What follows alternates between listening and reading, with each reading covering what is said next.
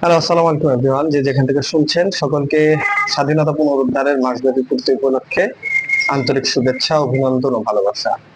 আজকে কথা বলবো বাংলাদেশের রাজনীতির বিষয়ে একটি ইম্পর্টেন্ট ইস্যু নিয়ে কথা বলবো। সেটা হলো বাংলাদেশের মানুষ কেন রাজনীতি নিয়ে এত বেশি উদ্বিগ্ন। আসলে প্রথমে বলতে গেলে রাজনৈতিক উদ্বিগ্নতা যদি না থাকে রাষ্ট্রের মানুষের, তাহলে সেটা রাষ্ট্রের জন্য অত্যন্ত অকল্যাণকর।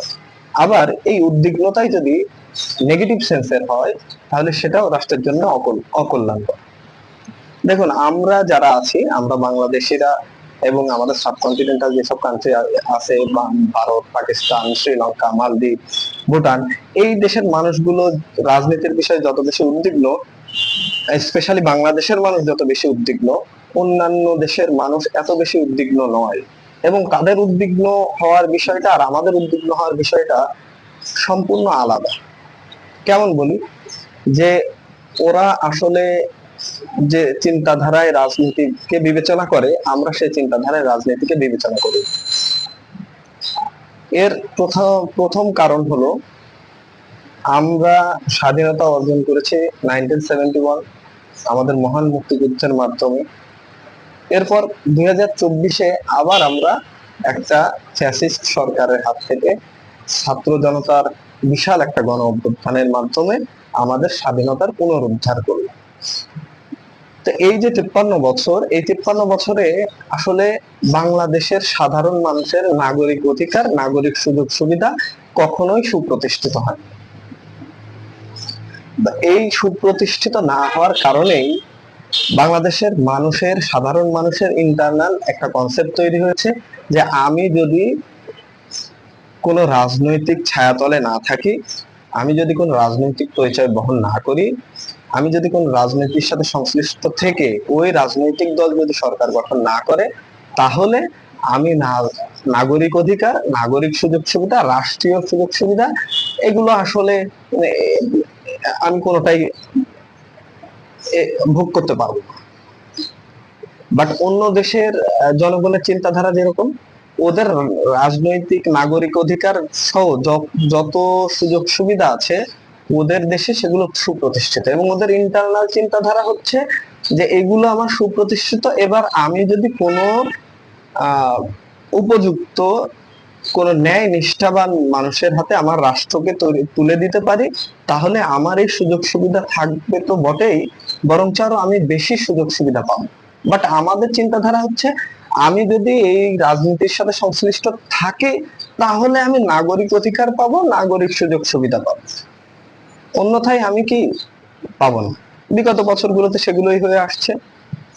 এই জন্য মানুষের এই ইন্টারনাল একটা কনসেপ্ট তৈরি হয়েছে, এই জন্য মানুষ আসলে রাজনীতি নিয়ে এত বেশি উদ্বিগ্ন। আবার বাংলাদেশে এত বড় বড় রাজনৈতিক দল, এই রাজনৈতিক দলের ম্যাক্সিমাম দেখা যায় তৃণমূল পর্যায়ে।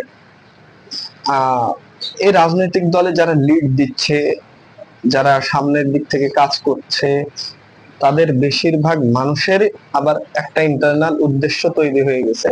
বেশিরভাগ রাজনৈতিক এসব বড় দলগুলোর ভিতরে অবশ্যই ভালো মানুষ আছে, তারা অবশ্যই নৈতিক, সৎ, নিষ্ঠাবান মানুষ আছে, না হলে এত বড় দল তো চলতে পারে না। তো আমি এই সব নেতাদের কথা বলছি। তবে এই যে নীতিবান, নৈতিক, আদর্শবান নেতার কথা বলছি, এদের সংখ্যা নিতান্তই কম। বরঞ্চ এদের থেকে এদের সংখ্যা অনেক অনেক অনেক গুণ বেশি। তো এই সব নেতাদের চিন্তাধারা হচ্ছে, আমি রাজনীতি করে, আমি যদি আমার এই রাজনৈতিক দল যদি সরকার গঠন করে, তাহলে আমি আমার কর্তৃত্ব অর্জন করতে পারবো, আমার আমি দখলদারি করতে পারবো, আমি স্বজনপ্রীতি করতে পারবো, আমি আত্মীয়করণ করতে পারবো, এবং আমি আমার আলটিমেটলি আমার আখের গোছাইতে পারবো। আর এই জনগণ সেক্ষেত্রে দেখা যাচ্ছে তার একটু সামান্য নাগরিক সুযোগ সুবিধার কারণে সেই মানুষটারই পিছনে যাচ্ছে। দ্যাট মিনস, ওই যে মুরব্বীরা বলে যে পরের মাথায় কাঁঠাল ভেঙে খাওয়ার মতো। পরের মাথায় আসলে নেতারা কাঁঠাল ভাঙে না, যে সাধারণ মানুষের মাথায়, সাধারণ মানুষ মাথা আসলে কাঁঠালের নিচে দেয়। যে কারণেই আসলে এই আমাদের এই যে চোর, দুর্নীতিবাজ, দখলদার, আত্মীয়করণকারী, স্বজনপ্রীতিকারী, এই মানুষগুলোই আসলে নেতৃত্বে আসছে সামনে। কিন্তু এই জায়গা থেকে যদি আমরা বের হয়ে না আসি, আমরা যদি পজিটিভ চিন্তাধারার রাজনৈতিক উদ্বিগ্নতা ভিতরে তৈরি না করতে পারি, তাহলে আমাদের এই যে গণ অভ্যুত্থান, আমাদের যে শহীদ ভাইয়ের রক্তের সাথে আসলে টোটালি বেইমানি করা হবে।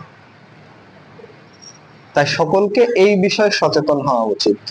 প্রত্যেকটা জায়গা থেকে মানুষ জানে, আমি স্পেসিফিক একটা এলাকার মানুষ, আমি চুয়াডাঙ্গার মানুষ, আমি জানি আমার এলাকা কারা দখলদারি করছে, কারা গরিবের হক মারছে, কারা দুস্থ লোকের হক মারছে। এইসব মানুষগুলোকে আমরা সকলে চিনি, এবং আমরা এটাও ভালো করে জানি যে কার কাছে, কোন মানুষটার কাছে রাষ্ট্র নিরাপদ। সে যে দলেরই হোক না কেন, সে যে মতেরই হোক না কেন, সে যদি একজন ভালো মানুষ হয়, ধার্মিক হয়, সৎ নিষ্ঠাবান হয়, তার কাছেই না রাষ্ট্র আসলে নিরাপদ থাকবে। কোন চোর, দুর্নীতিবাজ, স্বজন প্রীতিকারের কাছে তো রাষ্ট্র নিরাপদ থাকতে পারে না। এই 17 বছর একটা বিশাল ইতিহাস, যেটা সমাপ্তি ঘটলো, এর পুনরায় যেন এরকম ইতিহাস সামনে না আসে, সেটা আসলে সেই বিষয়ে আমাদের সচেতন হওয়া দরকার।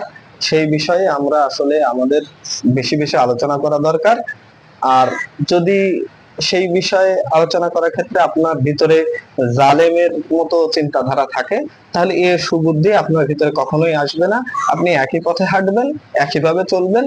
এবং আমরা যদি এই বিষয়ে সচেতন না হই, যে 53 বছর আমরা নাগরিক অধিকার থেকে বঞ্চিত ছিলাম, নাগরিক সুযোগ সুবিধা থেকে বঞ্চিত ছিলাম, সামনে আরো কত 53 বছর চলে যাবে, তবুও আমাদের এই নাগরিক অধিকার আমরা প্রতিষ্ঠিত করতে পারবো। তাই আলটিমেটলি সকলকে সকলের জায়গা থেকে সচেতন হওয়া দরকার। রাজনৈতিক উদ্বিগ্নতা পজিটিভ সেন্সে নেওয়া উচিত, যে যে দল বা যে ব্যক্তি বা যে মত বা যে লিডার আমার রাষ্ট্রকে সুন্দরভাবে সামনের দিকে এগিয়ে নিতে পারে, দুস্থ, অসহায়, নিপীড়িত মানুষের পাশে দাঁড়াতে পারবে, যার যোগ্যতা আছে, যে সৎ, নিষ্ঠাবান, ধার্মিক মানুষ, সেই হোক আগামী দিনের নেতা। আর এই বিষয় নিয়েই হওয়া উচিত আমাদের রাজনৈতিক উদ্বিগ্নতা। Thank you so much. দেখা হবে, কথা হবে নেক্সট কোনো ভিডিওতে। আসসালামু আলাইকুম।